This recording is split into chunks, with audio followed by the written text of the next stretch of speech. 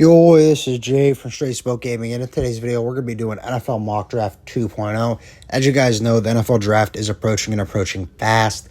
I believe it's on Thursday, so we got to get the second mock draft done. Like I said, this is the second one that I've did. What we do is we take about 35 seconds and talk about who every team will pick and why, reasons as to why.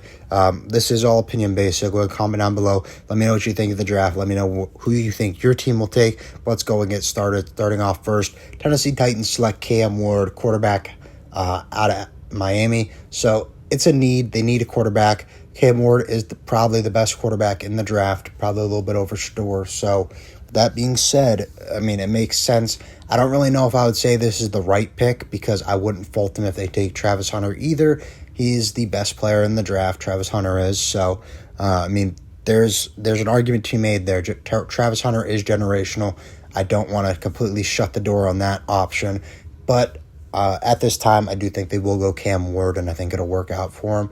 At number 2, the Browns select Travis Hunter, cornerback / wide receiver out of Colorado. I feel like this is purely a best available pick because cornerback and wide receiver are not really on my up too high on my list of needs for the Browns because quarterback is as well, and with Shedeur Sanders there, they're essentially passing on him for Travis Hunter.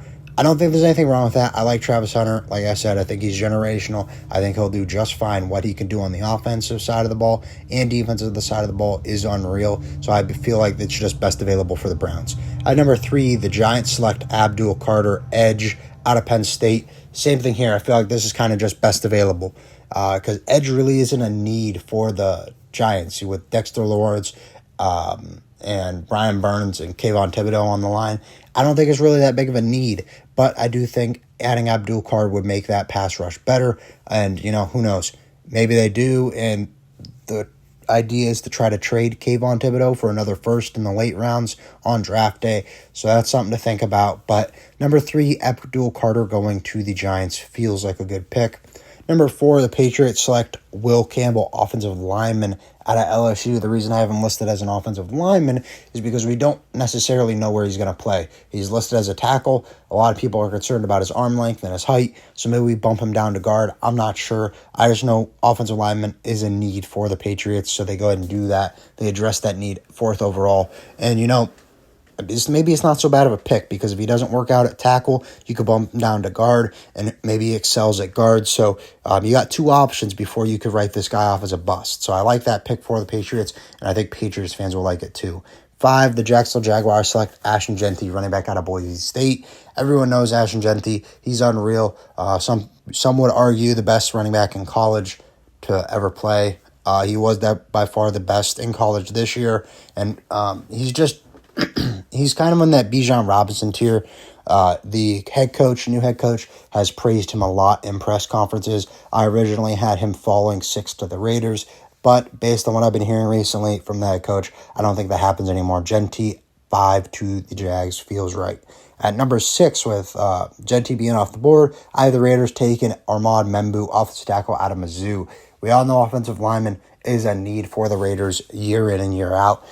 They've tried to address it with guys like Alex Leatherwood. Just hasn't happened in the past, so they take another swing at that position with Membu. He's the second best offensive lineman in the class, in my opinion. At one point, people were saying he could be better than Will Campbell, and there's a chance that the Patriots take him instead. Last year, he only allowed 1 sack. It's a position of need for the Raiders. I think it makes sense. Number 7, this is solely a best available pick. The Jets select Mason Graham, defensive tackle out of Michigan. He was supposed to be 5th overall on a lot of the mocks I've been seeing to the Jags. But if he falls to 7, who knows? Maybe the Jets trade back with a team that wants to come up and get him. Mason Graham's good.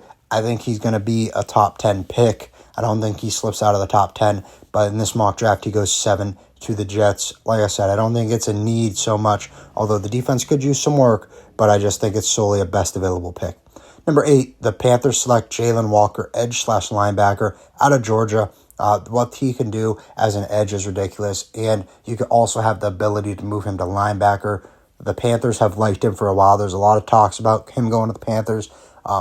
So I like this pick. I think it makes sense. If they like him, they're going to go out and get him. I wouldn't be surprised if I seen Jalen Walker go a little bit earlier in the first, just because of his versatility on as an edge and a linebacker.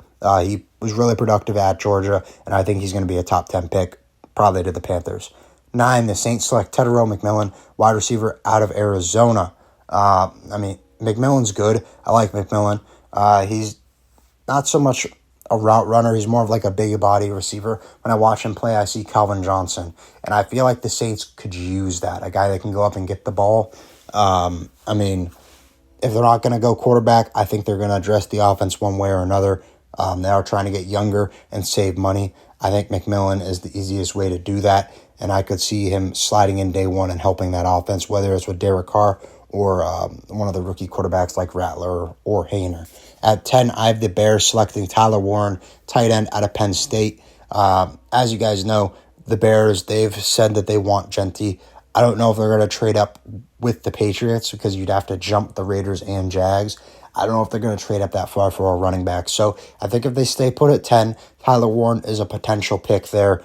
They did a good job in the offseason addressing their needs. So that way in the first round with a top 10 pick, you can solely go best available, whoever you want. And I think at this point, Tyler Warren is that pick. 11, the 49ers select Kevin Banks, offensive lineman out of Texas. As you can see, I list him as an offensive lineman. Same thing here. He's listed as a tackle. There is concerns about his height and arm length. So, the potential to move him down to guard, I don't think it really matters for the 49ers. 49ers, they like to run the ball. They lost the guard in the free agency. So, if it doesn't work out at tackle, there's a need there as well. You got to replace him. So, it's a need. They need offensive line help. This is going to be interesting. The 49ers are going to need to hit on a lot of picks this year because of all the guys they lost. At 12, the Cowboys select Matthew Golden, wide receiver out of Texas, and this just feels like a Jerry Jones pick. I don't really know if I would say wide receiver is really a need for them. If they wanted to trade up and get Genty, I'd understand that. That's a need. But with CeeDee Lamb, I don't think Matthew Golden's going to be a bad pick. I think he would slide in fine as a 2 next to CeeDee Lamb, but this just kind of feels like a Jerry Jones pick.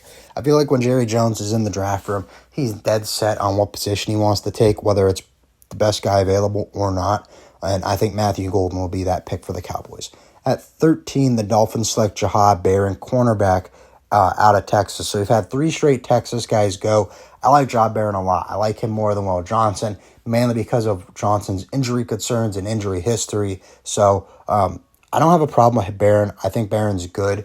Really good at forcing turnovers. I think he'll be able to slide in with the Dolphins on day one and make an impact. It's a need, so I think that helps the case for him to get picked there. Jahad Barron 13 to the Dolphins. At 14, I have the Colts selecting Colston Loveland, tight end out of Michigan. Loveland is viewed as the tight end 2. So it's interesting. A lot of people have a gap between Tyler Warren and Loveland. I don't really think so. I think Loveland is a really good receiver. I think you could play him in the slot. You could play him as a true tight end, and I don't think you'd have a problem either way.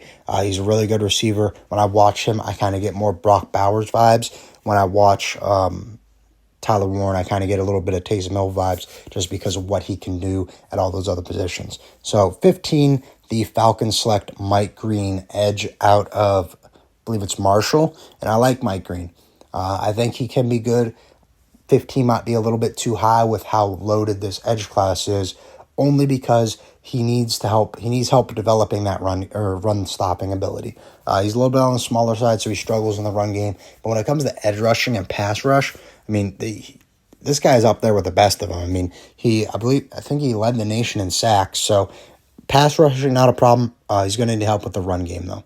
16, the Cardinals select Tyler Booker, offensive guard out of Alabama. Now, I don't know if Tyler Booker is a top 16 pick in this draft. I don't know if he's worthy of that, but it's a position of need, and Booker is the best interior offensive lineman in this class. So with it being a need and the Cardinals wanting to address their offensive line, I could see it happening.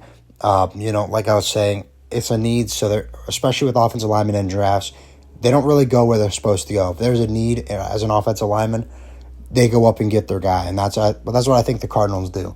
At 17, the Bengals select Michael Williams, edge out of Georgia. Micah Williams is good.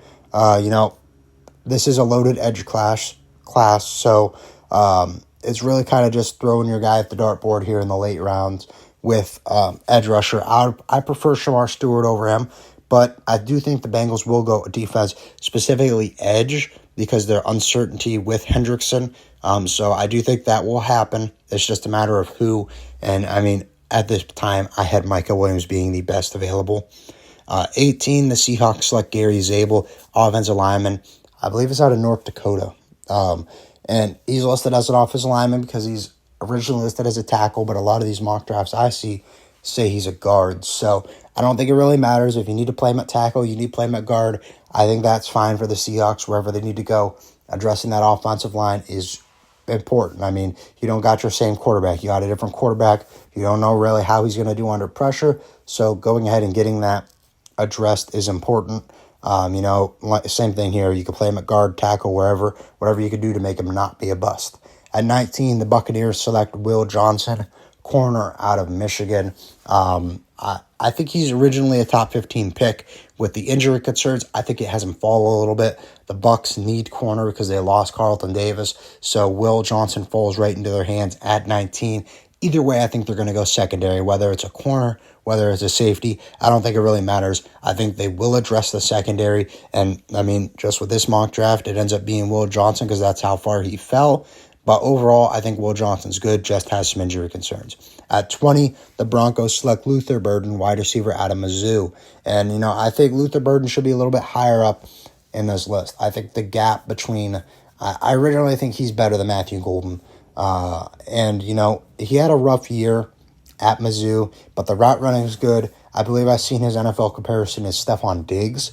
And, getting a guy like Diggs at 20, the Broncos need wide receiver, so they go ahead and address that with Luther Burden. I think he will complement Cortland Sutton well, so that's what I have the Broncos doing at pick 20. At 21, I have the Raiders selecting Shedeur Sanders, or not Raiders, the Steelers selecting Shedeur Sanders, quarterback. Same thing here. It's a need. Shedeur Sanders falls a little bit. And who knows, maybe they go up. Maybe if they see Sanders falling, they potentially try to trade up because they need their quarterback. They don't really have anyone that's worth starting. Sure, they've talked about Aaron Rodgers, but he's not on a contract yet. So going into draft day, if Sanders falls, I can see them moving up. Maybe they just sit where they are and he falls there. Shedeur Sanders, 21 to the Steelers. At 22, I have the Chargers selecting Walter Nolan, defensive tackle. I believe it's out of Ole Miss. I like him a lot. I think his run game, what he could do in the run game is really good. With the loss of Joey Bosa, they are going to address the D line. And, it's not really the edge. And there's still a lot of good edge rushers. But Walter Nolan, at this point, I do think I would take him over some edge rushers where we are at this point in the draft. And, he's really good. He's the best defensive tackle after Mason Graham. At 23, the Packers select Shamar Stewart, edge. Shamar Stewart's one of my favorite edge rushers in this draft. I don't really know if he's going to fall this far. If he does, hey, great for the late round guys. If not, I wouldn't be surprised. The athleticism is crazy. He's good in the run game, good in the pass game. So, there's not really much you'd have to teach him. I think he's good coming out of college. Obviously, you could improve in all assets of the game, but like with Mike Green, I don't think he's much of a project. I think you know what you're getting with Stewart. At 24, the Vikings select Kenneth Grant, defensive tackle. And now I feel like the Vikings are going to go interior defensive line, whether it's with Walter Nolan or Grant. Grant's good. He played at Michigan, put up numbers. It's pretty much just whoever's available at this point. So if they're both available, I would imagine they'll go Nolan because he's the defensive tackle 2, and Grant's kind of the 3. So if he's available, I think they go him. If not, I think Grant is a fine pick. Pair him up with Will Anderson. I don't think there'd be anything wrong with that. I think Viking fans should be happy about that. 25, the Texans select Emeka Abuka, wide receiver out of Ohio State. There's a need at wide receiver for the Texans. Tank Dell pretty much gets hurt every year. Stephon Diggs is gone. He's a Patriot now. So with that being said, they got to get guys to play on the field. Sure, they brought in Kirk, but he's not a long-term guy. If you have Nico Collins over the top, I think Emeka Ibuka could be a great underneath guy. They also have a need at offensive tackle or offensive line really in general, so that's an option too. But if Ibuka's there, I feel like they go him. 26, the Rams select Josh Simmons, offensive tackle out of Ohio State. And I like this pick. Our Rams, they need help on the offensive line, especially because they're not addressing the need at quarterback. Matthew Stafford is getting older. I kind of want to do the Aaron Rodgers trick where they bring in a guy, sit for a little bit, learn behind Stafford, because Stafford's a fine quarterback. He's really good. Still top 10 a lot of the times. He looks like it. So Matthew Stafford, he's not getting any younger. You got to make sure he stays healthy, and the easiest way to do that is by getting him a good offensive line. 27, the Ravens select Malachi Starks, safety, out of Georgia. This was an interesting pick to me. I'm not exactly sure if I like it or not, but I guess if you're pairing him up with Kyle Hamilton, Malachi Starks, and Marlon Humphrey, I mean, they're all really good at forcing turnovers. I think it would work out mainly because the Ravens already have a good defense. You're just adding the best available player pretty much to the defense. But, I mean, I don't really understand it. Safeties normally don't go in the first, but I could see the Ravens doing it. They're the same guys that took a chance on Kyle Hamilton. 28, the Lions select Donovan Ezaraku, edge, and I think they will address edge, get another guy to pair up with Aiden Hutchinson. We don't know what Aiden Hutchinson is going to look like after that scary injury that he had, so who knows? Maybe if Aiden Hutchinson isn't the same ever again, if you get another good edge rusher that can kind of take his spot, and Aiden Hutchinson is now a good edge, like the good guy to complement. So I feel like they will go D-line. And with how deep the edge class is, it just makes sense that they're going to go edge as opposed to interior defensive line. At 29, the Commanders select James Pierce Jr., edge out of Tennessee. I really like Pierce. I think he should be a higher than 29th overall pick, but he does have some character concerns. But I think with Dan Quinn being there, a defensive guy, not really a younger guy, I feel like Dan Quinn's a coach that he yells at their players. He tells them about themselves. And I think that's kind of what Pierce needs, is a hard coach that's going to tell you about yourself, not let you walk all over him. And I think that'll work out well for James Pierce. So I have him going 29 to the Commanders. They addressed the offense, now it's time to work on defense. At 30, I have the Bills selecting Nick Scorton, edge out of A&M. I think Scorton's good. I don't really know if it's much of a need, but I mean, at this point in the draft, you can't really be picky. It's kind of just best available. And they just brought in Joey Bosa, but they're constantly switching. They're constantly rotating. Edge rushers are getting tired, so it's good to have a good rotation. I think Scorton will kind of fill in as a rotation piece to start, and then a couple years down the road, he might be able to be a starter for the Bills and a good one at that. At 31, the Chiefs select Josh Connerly Jr., offensive tackle out of Oregon. Offensive tackle is a need for the Chiefs. I mean, if you guys watch the Super Bowl, you've seen how much Mahomes got hit. Mahomes is at his best when he actually has time to find the open receivers. So I think this is a good pick for Mahomes and the Chiefs. Addressing the offensive line, that's a must. They lost some offensive linemen. They lost the guard. Thuney left in free agency, so offensive line is definitely a need, and they go and address that. 32, the Eagles select Braden Swinson, edge out of LSU, and Swinson's a guy that I could see actually moving up into the first. Swinson's awesome. He's great. He's my best second-round edge guy, but I could see a team moving up into the first to get him. But the Eagles aren't going to move up into the first because they need edge, and where they're sitting at, it's kind of just best available. If there's a guy that you like, you take him, because you're going to have to wait until all those other teams pick again. So, I mean, if this guy, sure, he has a second-round grade on him, but if you like him, and I think there's a need at edge for the Eagles, not so much interior because of Carter and Davis, but I like that pick there for the Eagles. So that's my mock draft. Go ahead and comment down below. Let me know what you guys think. Let me know who you guys want your team to take. Personally, as a Rams fan, I'm cool with the Simmons pick. I think that's a position of need. The offensive line isn't getting younger. Matthew Stafford isn't getting younger. So if you're not addressing the potential of bringing in a guy to learn behind Stafford, you got to make sure you're protecting him. But overall, this should be an interesting draft here on Thursday. We really are unsure what's going to happen until the Jags are up, because we kind of know what those first 4 picks are going to be. It's been talked about. There's a lot of things that indicate that it being that way. It would take something crazy to happen to switch up the entire draft. But, I mean, should be an interesting draft. There's a lot of good guys.